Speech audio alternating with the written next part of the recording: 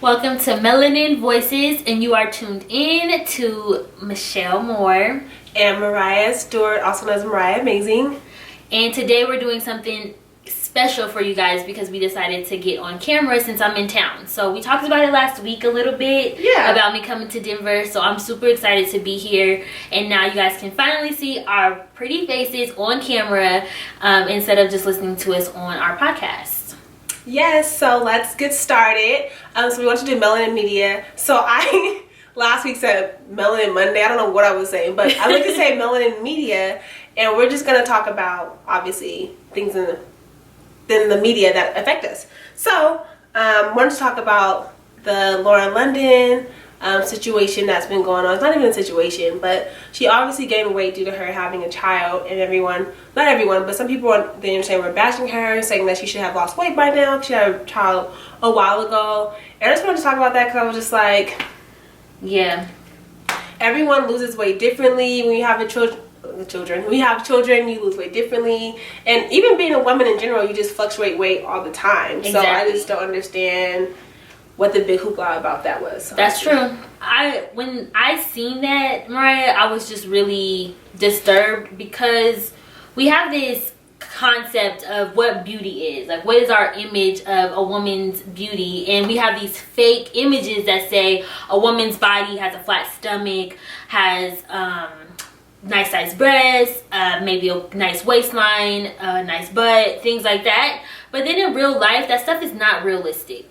We are Mother Nature. We bring life into this world, and for people to go in on Lauren London because of the life that she's brought in, the human life that she's brought into this world, and because her body has changed to make sure that that child is healthy and a great human being, then what is the issue? There should be no issue. There should be no issue. There shouldn't. And I was like, I wrote about this on Facebook. My friend Rachel was like, I wonder if the conversation would be different if she didn't give birth and she just had gained weight like normal women do. Like, but people have still like had a sympathy complex towards her. And I was like, that's interesting because most people don't consider that people just gain weight off and on. Like, it's not even a big deal. But yeah, so I just want to talk about that and kind of see what you all thoughts about that were, because I was kind of confused why that was even a big deal. Like, it's not even that serious. And it's crazy because I feel like the most insecure people are probably the ones who said something. Of course. Probably the dudes who've never been with a real woman before said something, or the women who struggle up and down with their weight probably said something too. Well, it's realistic. And exactly. Who cares? Exactly. Who cares? She's happy. She's happy. Exactly. Right. She's happy, healthy. She's good. Right. She's fine. So let's talk about that. I think a good thing that I learned from that is that media portrays these. We constantly see media portraying these fake images of what a woman's body is supposed to look like, and we shouldn't. So therefore, I hope everyone learned from that Lauren London situation when people were body bashing her that it's not okay. And we shouldn't be bashing any woman's body if they go up and down in their weight, because it's completely normal. So let's be real. Let's be honest. I agree, Michelle. Like, I was like, listen, it's not that serious. She shouldn't even have to come to this whole like conclusion of her having to make a post about it, because she shouldn't have to explain herself as to why. Well, she didn't explain herself, but she was just more so like, this is me, and I'm still the same inside and outside as I was before I had a child. It doesn't change anything, actually. Exactly. So I agree with Lauren London on that. But Michelle wants to talk about this new amazing movie. So anyway, I went to go see this very disturbing, great, awesome movie this past weekend. So for those who have not seen Get Out, I don't advise you to stop watching, but I do advise you to listen. Because we're not going to spoil. We're going to try not to. We're not going to spoil it. But my husband and I went to go see Get Out this past weekend, and I sat down in that movie theater expecting not what I seen. I just was really surprised about how much detail Jordan Peele put into that movie and the crowd that he targeted to really make a huge impact on what is going on in today's society, and I can't stress that movie enough. Listen, I love that movie. I've been talking about that movie. I've seen it twice already, so of course I'm obsessed. I told Michelle to go see it. Like, I'm super obsessed with the movie. There's so many. Obviously, we all know racism is real. If you don't know, racism is real. Anyway, so we all know that racism is real. And in the movie, it highlights that, but in a scary movie kind of way. So we don't want to spoil it for you, but we do have a couple things that we've seen in the movie that we wanted to discuss. I mean, we already talked about it together, but we kind of wanted to bring it to the forefront, right? And kind of just talk about it more. So sure. The first thing that I noticed, and Michelle noticed as well, was when he was asking her, like, hey, you know, I'm going up to visit your family at their place. Do they know that I'm black because you're white? And I just wanted to just make sure that was apparent for them. And she said, no, of course, it doesn't matter. Of course they don't care. They're not racist. My dad loves Obama. Of course they can't be racist. We love Obama. And it's like, no, that was a red flag to me, because it's like, really? Right. I feel like all white people, when they meet a black person or somebody of minority, have got to tell the world about it. So I was like, that's a red flag, right, for sure. What else did you see, Michelle, off bat? So off back, I noticed, well, I don't want to say off back, I noticed after, is that the woman, the maid or whatever, what was her name? Georgina, she kept idolizing herself in the mirror. She kept on looking at herself, she kept playing with her hair, and every time you catch her, she was just really enjoying, like, her beauty. And it's funny because we just talked about Lauren London, women's beauty and black women's beauty, and it's amazing. And we see in the film that grandma was actually Georgina, like, in the brain or whatever and whatnot. And we noticed that she was astounded by how beautiful her skin was, how beautiful her hair was, how youthful she looked, and she wanted to be a black woman for the rest of her life, because grandma had passed, right? Yeah. And she wanted to live the rest of her life as a black woman.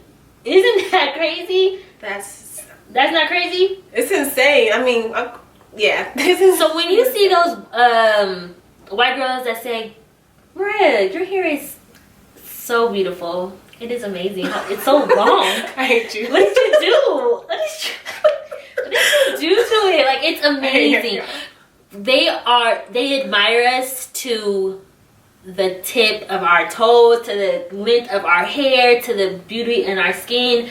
And should we be, okay, my question to you is should we be upset with that? Because I know us as black women, we get so upset about people talking about our hair or just kind of in our bubble. Should we be upset with that, or should we kind of embrace that they want to be like us? I think it's more so how you do it. You know how they always say it's not what you say, it's how you say it, but it's more so it's not what you do, it's how you do it. So yeah, you can ask me questions about my hair, like, hey girl, I really like your braids, like, you know. Some people at my job, how long did that take to do? Like, was it, you had to sit for a while to get that done? It looks really beautiful. I just kind of wanted to know.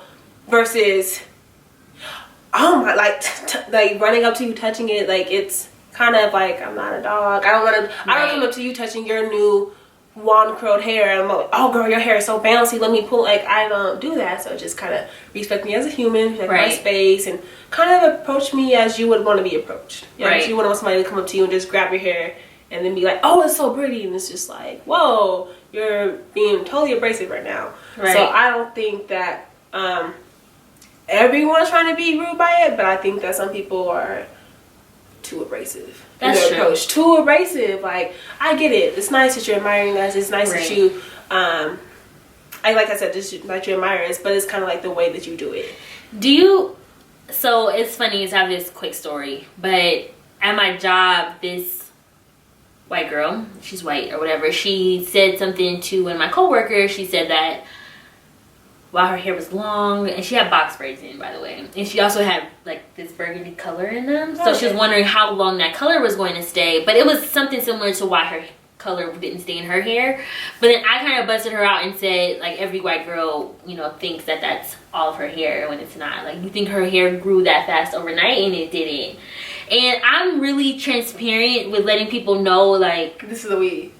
Yeah, or don't. Or I don't know if I should let white girls be ignorant to also our creativity. Yeah. Like, it's a weave, girl. And I switched up. do you really think my hair grew overnight? 20 inches. Did you think?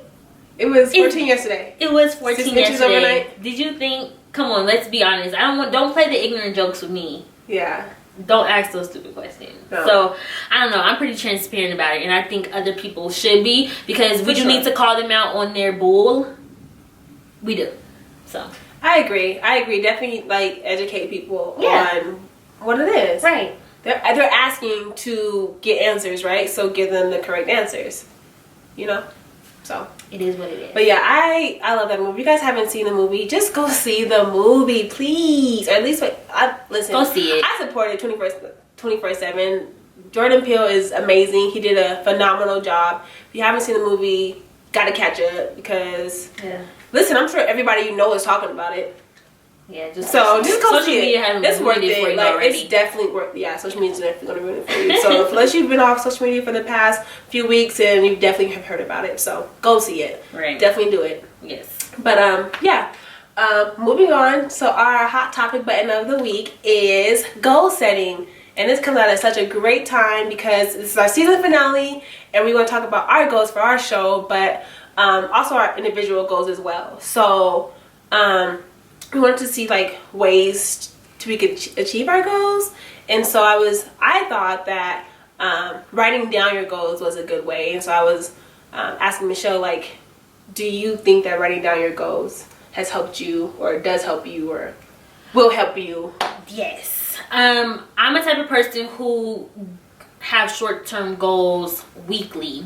Like, if that's things I want to get done the end of that day, from the start of the day to the end of the day, or stuff I want to get done from the start of this week to the end of the week. And that's so forth going forward to like 2-week mark, from a 3-month mark, and ongoing. And I do think it's really important for you to write down your goals, because to me, writing things down, I remember things better when I write them down. So if I know, I told myself, like, a short term would be, I want to start working out again more.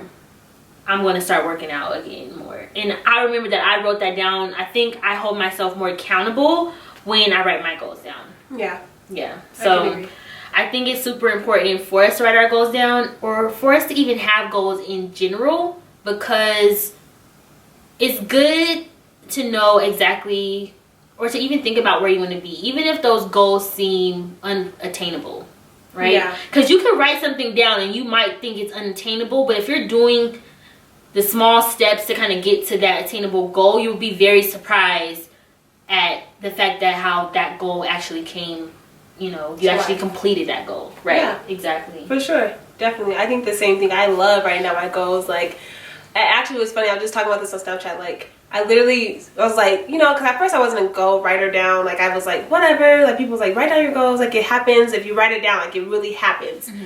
So I was like, whatever, I'm going to try it out. So for January, I wrote down my goals. And I was, like, going through my closet. And I, like, ran across my notebook. And I was like, what are these goals? And I looked, and every single goal I wrote down, I completed. Literally, it was little goals, like buy a tripod, edit this video, get a background for YouTube. There were little tiny goals, but I had literally done every single goal. So I was like, okay, great, I'm going to definitely start implementing this more. And so I have been, and I've been actually doing every goal that I set. So I think it's very helpful. I mean, if you find yourself wondering how you can start completing your goals, I would say start off small, with doing little things like, okay, maybe you want to, I don't know, for me it's, I want to record and edit a video. So me, I would be like, okay, get a topic, talk about the topic. After that, okay, next day, record the video. Mm-hmm. And then the day after that, edit the video. The day after that, you know what I mean? Like, so just make sure you have little steps to achieve that one goal, because you don't want to overwhelm yourself in trying to achieve your goals. You definitely want them to be attainable and something that you don't feel overwhelmed by and actually want to do. Right. I also think it's important when we think about goals in general is to also think about our mission in life. So when I say mission, I'm speaking about, where did you foresee yourself being, like, in general? So just thinking back to when you were in grade school, right? And your teacher asked you, what do you want to be when you grow up? And you might have said, I want to be a doctor. or I want to be a firefighter, I want to be a lawyer, and your teacher motivated you to say, you know, you can do that. These are the little steps you have to take. You have to get from first grade to second grade. Then you're going to go to high school, college, etc. And these are the things that it takes for you to be, you know, what you feel like your mission is for, you know, for your career or what you want to do in life. So I also think that it's super important for us to think about our mission, but also not forget about our imagination. I think sometimes we get so scared or we have this fear that it's unattainable, like that our goal or our mission in life was to do something and we think that it's unattainable, that we can't reach it because of our fears. I say it's our fears, because for sure. Like taking risk is a fear. Maybe saying like, oh, I wanted to be this actor or actress and it seems unattainable, but if you never took the initial steps to even just try to do it, then you'll never know how far you can go. All right, you guys. So my camera got hot, so it stopped mid-sentence. But Michelle was basically saying goal setting is essential to achieve your goals. And yeah, so I wanted to say that I definitely, like I said, I've definitely have seen things manifest when I write it down and actually have like doable goals for the week and not try to overwhelm myself. Do you have any personal goals right now that you're working towards, Michelle? Yes, I do. So my personal goals right now are which I do feel like it's a big goal, but my goal is to invest in property. So right now, Jeff and I are in the process of purchasing a home, and I never looked at home buying like before in my life. So I now look at home buying as more of an investment where I'm not in it just for me, but I'm in it to make money. So therefore in New York City is different. So there's multi-family homes. So out here is a little different because there's a lot of single family homes and only one family lives per home. Where in New York City it's multi-family, so there's like different units, but they all have like separate entrances. So Jeff and I are looking to invest to be landlords and have tenants. So my big goal is to invest into property, to learn more about how to save and how to invest. And I learned 3 initial things as I was coming up with these goals is that 1, I can't get rich by just saving money. 2, I can't get rich by working for someone. And 3, I can't get rich unless I let my money make money. So when I say that, it's just certain things that I've taken into perspective when I'm working and I'm making a decent amount of money, but I feel like it will never be enough. Yeah. So right now my goal is to kind of figure out how I can invest my money and also how I can contribute to my community. And that's kind of educating them educating the Black community in general about supporting each other and how to invest their money. Because I feel like we are the least cultured group, African Americans, that know how to invest their money. And a lot of the times we're on GoFundMe when someone passed because our parents or anyone in our family doesn't leave any money behind for us to be able to use. So talking about how generational wealth and like passing it down from your siblings. To like family to family to family, and how to grow from that. So that's like my big goal right now. Absolutely. For myself. What about you, Mariah? I think that's good, Michelle, because like we all know that we definitely had a big generation gap where we obviously weren't making money due to a whole 100 years of slavery. That's we didn't have that money. Right. But now that we're more knowledgeable on how to start that, we can kind of start to not catch up, because I don't know if we can ever catch up without our reparations. Exactly. But like try to set ourselves up for success. Yes. But yeah, so I agree with that too. My goals right now are leaving my job. I hate it. It's miserable. I don't want to be there. So I'm trying to get out of there, but into another position. I'm at the point right now where if they fired me, I would be like so happy. Like just let me go. Be like a breath of fresh air. Only reason I'm there is to pay bills. But yeah, if I could find another job in a field that I enjoy and field that I got my major in, I got a degree in, that'd be awesome. So leaving my job, that's first. That's number 1 priority. 2, being more spiritually connected. I've actually started to meditate more often, which has been very helpful for me. Like I said, writing down my goals and just holding myself accountable of things. Like, so sometimes I'll be like, I want to do that, but then I'll take the steps to do it. Like, I want to get that nice body or get those good abs, but I don't go work out or I'll eat like crap. So I'm really trying to eat better. Not eat processed food like candy and pop and stuff. Because I'm okay with that. I can kind of give that up. That would hurt me a little bit. I do love candy. But as far as like meat goes, I'm trying to get rid of that as well. So that's been it's been very hard, but I've gotten rid of a couple of food groups from the meat department. So I'm just trying to, I don't know if I can give up seafood quite yet, but I'm trying to get better at eating better. So I can be more physically and mentally healthy. That's good. I need to do that.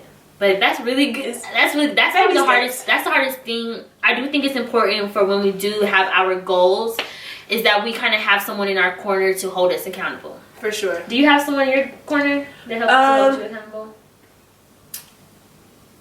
No, I don't. I can be in your corner. Yes. Okay, I attribute. Okay. Yes, Michelle will be accountable to leave my job by the end of this month. I'm gonna give myself a deadline and just eat better. Yes. Yeah, I think having someone accountable is super important.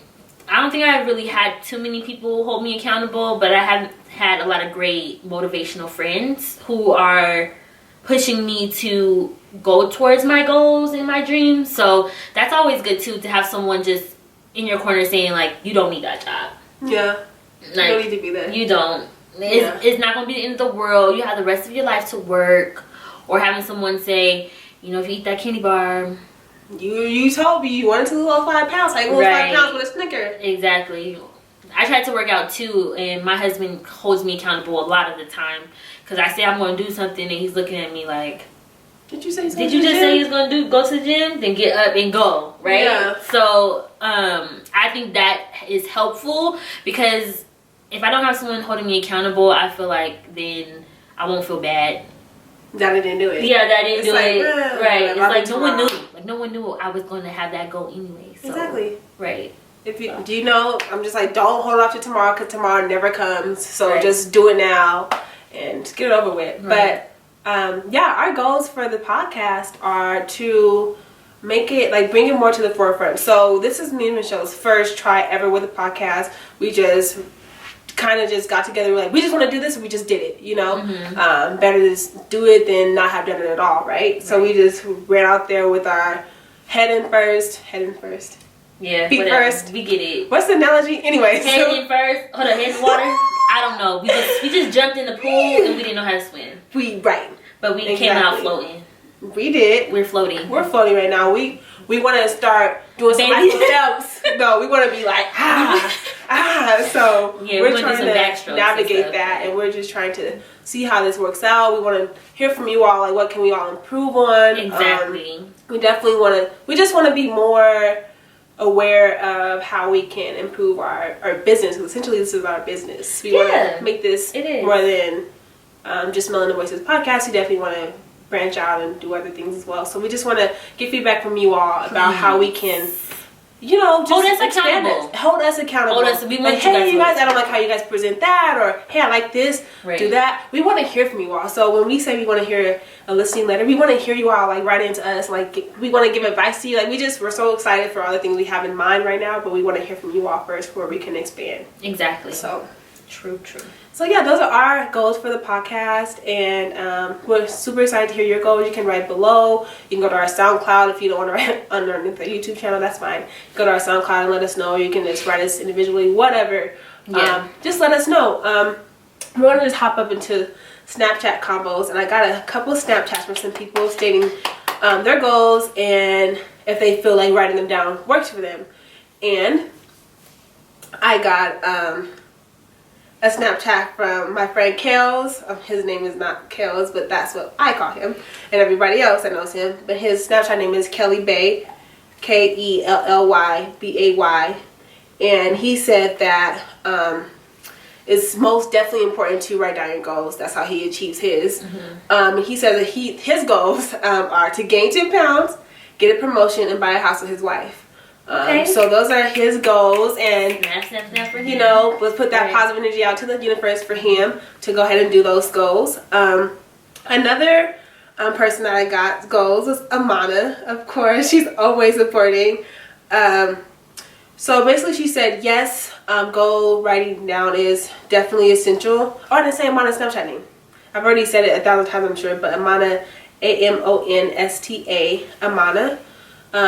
Yeah, she said that writing down her goals is very essential, and daily affirmations to go along with that, returning to them, give her the confidence she needs to achieve her goals. So not just writing them down, but actually having affirmations to, like, you can do this, and this is why you can do this. And her overall goals is she just wants to be like a Timberland of the music industry. She just wants to be a DJ, but she wants to like do so much other things musical too. So those are her goals. And we definitely need to support each other when we talk about goals and things like that. So it's good to hear that she wants to be a DJ. He wants to buy a home for him and his wife. And I think those, just even speaking out about those goals, speaks it into existence. Some people don't believe in speaking things into existence, but I do. Speak it into existence and it'll happen. Absolutely. Yes. I would have to agree with that. Yeah, you can manifest it. If you believe it and you work towards it, I think that it can be done. Obviously, it's not that simple, but it can be done. Yes. So we can go into the Black business? Yes. Okay, let's do it. Cool. So I have my all-time favorite guy. I definitely recommend anyone to listen to him because he's all about uplifting the Black community, and just he has all these great, these great things that we could do for each other, and he keeps me educated on what's going on and keeps me humble about all the things that we maybe don't see in the Black community. And his name is Dr. Boyce Watkins. And I chose him as our Black business of the day is because he created what we call the Black Millionaires of Tomorrow Fun Flashcards. And the children who understand the basics of wealth building at an early age are the ones who will dominate the future. So I definitely recommend anyone going into the fun financial flashcards for children. And honestly, we need them as adults as well. It teach you how to invest as a child. It teach you all the terms, financial terms that are in the stock market. And it also just keeps how to save, little flashcards on that as well. So I think it says for children, but I say it's also for adults because it's good to have in your back pocket to teach our children and also teach ourselves about the investment market and some of those key terms that we might see that we may not know about. So definitely look into Dr. Boyce Watkins because he is amazing. Yes, definitely. I mean, anything that teaches you financial literacy, take advantage of that for sure. So I didn't know about him at all, and so I've heard of him, but I haven't actually looked into his work. So I definitely will start now that Michelle put me on game and put you on game. So you take advantage of that too as well. So yeah, any last thoughts, Michelle? I think just my last thoughts are that we really appreciate you guys supporting Melanin Voices. Thank you so much. This is our first time, just like how Mariah said, this is our first season, first few episodes that we're doing, and we're going to be looking to improve every single season, but we're not going to stop doing this because this is something that we're motivated and we're passionate about, and these are our initial goals, is to we have great topics, we have great things that we want to talk about, and we also want to be just a positive outlook on the melanin community, and that's through women, through men, through children, through everyone. So we really appreciate you guys supporting us and tuning in, and I'm happy that we were able to come on camera and speak about Melanin Voices. Me too. I'm so happy you guys are actually watching this, whoever's watching this, and even if you don't comment or whatever the case is, just thank you for actually watching us and just being a support system for us, because we definitely need it, but not only need it but enjoy that you all do it for us. So thank you. Thanks so much. Tune in, melaninvoices.com. Thank you guys so much. Yes, and I'll link everything below too, our Facebook, our Twitter. Yes, we have a Twitter, and also just everything. So make sure you contact us if you'd like to hear more about it. Thank you. Bye. Bye-bye.